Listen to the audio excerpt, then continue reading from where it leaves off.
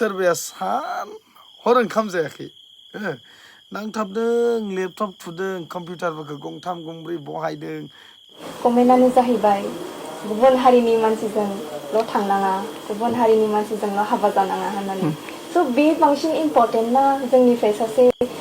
बर' आइजोआ नेसनेल लेभेलाव थांगासिनो बे इम्परटेन्ट दिनैसिम आङो बेफोरबायदि साननायखौ लाबोफेराखै आङो गावनि कालचारावनो बावगोन गावखौ आरो गावनि कालचारनि थाखायनो खामानि मावलांबाय थागोन खालामनो हाया गासैखौबो जायनि कमफर्ट बिथांमोननि लाइफ बिथांमोननि गावनि चइस जायजों हाबा जायो जायजों हाबा जाया बाट स्टिल आं बुजियो बे थिंकिंआ जोंनि मानसिफोरनो मानो दङ मोनसे सेन्टिमेन्ट दङ जोंनि बर' हारिनि बागै सेन्टिमेन्टनि थाखाय बुङो आं मिथिगौ वेल बिनानाव पिंकि बसुमतारी जाया दिनै बे पिंकि बिनानावा मिस इउनिभार्स इन्डिया बेवहाय बाहागो लादों आरो बे बाहागो लानायाव फाइनालाव देरहानो थाखाय बेनो भटनि गोनांथि आरो बे भटखौ इन्स्टाग्रामनि गेजेरजों शेयार लाइक कमेन्टनि गेजेरजोंहाय सायख'नाय जागोन आरो बेखौ लानानै साननैसो सिगां बिनि बिफाया रायजोफोरनि गेजेरावहाय आखाइ खबजबनानै बयनिसिमबो खावलायदोंमोन जे अन्नानै लाइक कमेन्ट शेयार खालामनानै होदो नाथाय बेयाव जोंहा माखासे कमेन्ट्सफोरा फैबाय जेरावहाय बै सिगांनि जानानै थांनाय जायफ्रा गावनि हारिनि होननानै गावनि जाथिनि होननानै गावनि आंगो फिसा होननानै सोरबाया सान हर ओंखाम जायाखै नांथाबदों लेपटप थुदों कम्पिउटारफोरखौ गंथाम गंब्रै बहायदों थुदों हरदों देरहासारबो जादों आरो देरहासार जानानै दिनै सर्गयारि टाइटेला सोलायबाय बर' टाइटेला सोलायबाय जायखिजाया जोंनि बर'नि माखासे मुंदांखा जानाय व्यक्तिफोरनि टाइटेला सोलायलांबाय आरो बे सोलायनायखायनो जोंनि माखासे बर' सेंग्राफ्रा रागा जोंबाय थिग बेबायदियै रागा जोंनानै नेगेटिभ कमेन्ट्सफ्रा दिनै फैबाय आरो बेखौनो लानानै पिंकि बसुमतारी जायहा बादायगिरि जायनो दिनै भटनि गोनांथि बियो ससियेल मिडियानि गेजेरजों फैना मोनसे ब्रडकास्ट ना निउस चेनेलाव बुंखो मिथिलिया बुंफैबाय माखासे बाथ्राफोरखौ आरो बे बाथ्राफोरखौ लानानै दिनै आकुबार कन्ट्रभार्सिया मा जाखो स्टार्ट जाफिनबाय नाथाय आं आसा खालामो देरहानांगौ बर'नि फिसा होननानै देरहानांगौखौ आं हास्थायो नाथाय जिहेतु मोनसे सोदोब बाहायबाय हाबा जानाया बे लाइफनि खोथाया उनाव मा जाहैया बियो गावनि चइस नाथाय हारिया जाय व्यक्तिखौ देरहाहोगोन बा सायख'गोन बियो जेन अरायबो बर'निनो गावनि हारिनिनो मोजां खामानि मावो बेनि थाखायसो मानसिफ्रा मा सायख'यो दैदेनगिरि सायख'यो थिग बेबायदिहाय सोरखौबा देरहाहरनायाबो बा देरहाहोनायाबो मोनसे आसा आरो मिजिंजों देरहाहोयो बे फिउचारनि खोथाखौनो साननानै जे बर'निनो जायो बर'निनो थाबाय थायो बेखौ साननानैसो मानसिफ्रा मा खालामो खामानिखौ मावो दा जोंहा दे खस्थ' खालामनानै बा बयबो गोसो मोनसेजों शेयार खालामबाय देरहाबायबो बर'नि मुंखौ मुंदांखाबो खालामबाय जारिमिनावबो लिरजाबाय नाथाय जायफोरा दिनै बर'नि मुं लानानै देरहाबाय आरो गुबुन हारिजों दिनै हाबा जाबाय जों बिसोरखौ बर'नि जारिमिनाव लिरनो हाबावगोन ना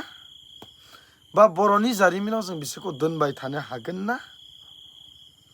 बाथ्राया बे जुदि जोङो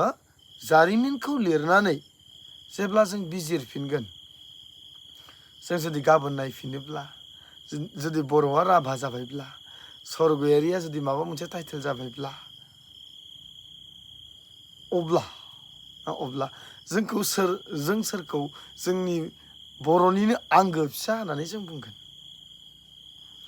आरो जायफ्रा जोंनि बर'नि फिसा जानानै बर'नि मुं लानानै देरहाबाय जौगाबाय गोजौ लेभेलाव थांबाय बिसोरखौ जोङो जोंनि जारिमिननिफ्राय बोखारनायानो साबसिन दुनियानो साबसिन। मानोना बिसोरथ' बर' नंखाला, बिसोर बर' नंखाला, बर'नि लिस्टआव बिसोर गैखाला। बिसोरो जुदि शेड्युल ट्राइब्स जुदि ST कटानि बेक्ति जानानै जुदि देरहादोंमोनब्ला दिनैथ' बिसोरो गुबुन हारिनि गेजेराव थांनानै बिसोरथ' न'खर संसार जाहैबाय। दिनै बिसोरथ' ST नंलिया, बोरै ST जाबावगोन? बिसोरनि कालचार, बिसोरनि बिलिफ्स, बिसोरनि थट्स बेफोरखौ लानानै बिसोर सोलिखाबाय। फंसे बाथ्राया सैथोमोन, पिंकि बसुमतारीनि बुंनाय फंसे बाथ्राया सैथोमोन। बे बाथ्राया जाहैबाय नंगौ बयहाबो गाव गाव हारिनि मोनसे सेन्टिमेन्ट थायो, बे बाथ्राया थिगमोन। नाथाय फिउचारनि खोथा जायनि गोसो बे खोथाखौ बुंनो नांलियामोन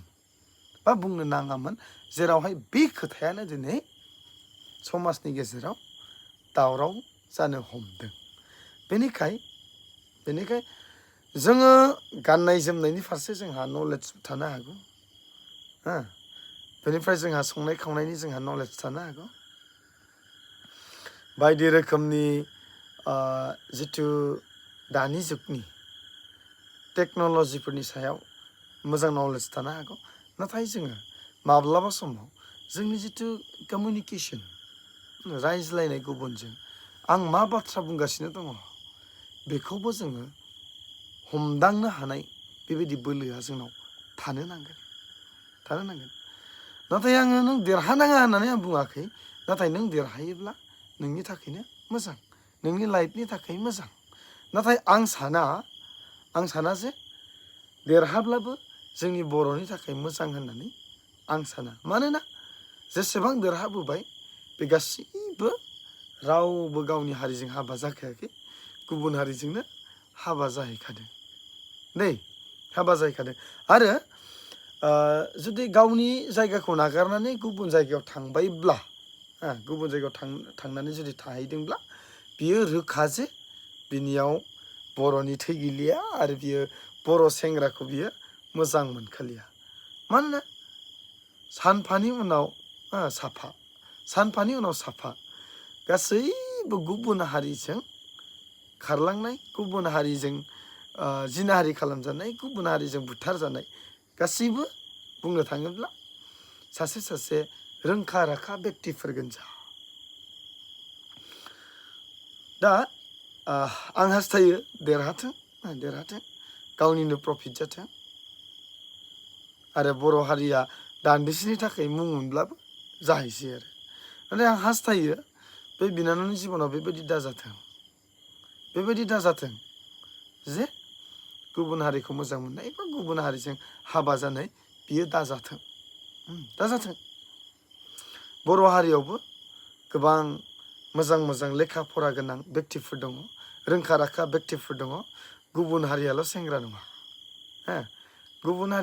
नङा, बर'फ्राबो सेंग्राफोर, बर' सेंग्राफ्राबो गथ'खांनो हानाय बोलो दं, बर' सेंग्राफ्राबो जिरायहै जाहोनो हानाय सक्ति दं। बेनिखाय गुबुन सेंग्रायाल' जे नोंसोरखौ जिरायनानै जाहोगोन, गुबुन सेंग्रायाल' नोंसोरनि थाखाय मोजां हाइ क्लास थानो मोनगोन बे नङा। बर' न'खरफ्रावबो बेबायदिनो दङ, बर' समाजावबो बेबायदिनो दङ। बेनिखाय सोरबाया एसे लेभेलाव थांब्ला, गोजौआव थांब्ला बर'खौ जोगारनानै दाथां हामबायसै।